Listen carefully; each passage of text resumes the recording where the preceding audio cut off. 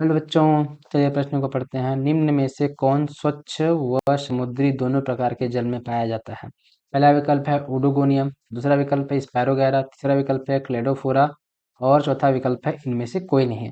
अब हमारा प्रश्न क्या पूछ रहा है कि जो भी इसमें पादप या जीव दिए गए हैं उसमें से कौन दोनों जगह पे पाया जाता है, समुद्र जल और स्वच्छ जल दोनों में पाया जाता है।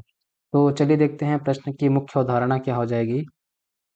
मुख्य अवधारणा क्या होगी कि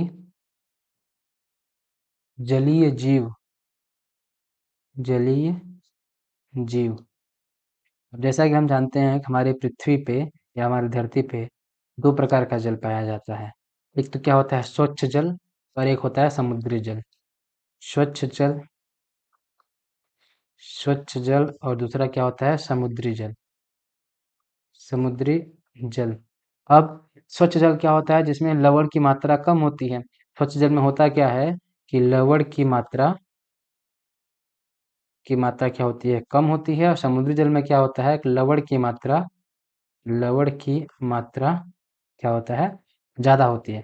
अब क्या होता है कि जो जीव स्वच्छ जल में पाया जाता है उसको समुद्री जल में डालेंगे अगर हम जाके, तो उसमें क्या होगा जीव द्रव्य कुंचन की वजह से सारा उसके शरीर का पानी बाहर चला जाएगा।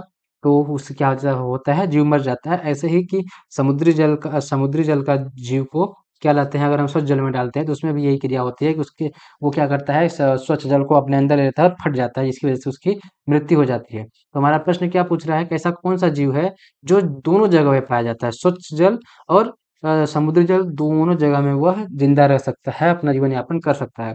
तो ऐसा जीव कौन सा है? क्लेडोफोरा। क्लेडो क्लेडोफोरा जो होता है वो दोनों जगह पाया जाता है। क्या होता है? क्लेडोफोरा। क्लेडोफोरा ही ऐसा जीव है, ऐसा पादप है जो क्या होता है सभी जगह पाया जाता है। तो हम अपने विकल्प को देखेंगे और सही उत्तर चुनेंगे। उडोगोनियम ये नहीं पाया जाता है समुद्री और स्वच्छ जल के दोनों में। स्पायरोगैरा भी नहीं पाया जाता है। क्लेडोफेरा हाँ ये पाया जाता है समुद्र और स्वच्छ जल दोनों में। इनमें से कोई नहीं, तो ये गलत हो जाएगा। तो दिए गए प्रश्न का सही विकल्प क्या होगा? विकल्प नंबर 3 जो कि है क्लेडोफोरा। आशा करते हैं आपको दिए गए प्रश्न का उत्तर समझ आया होगा। धन्यवाद।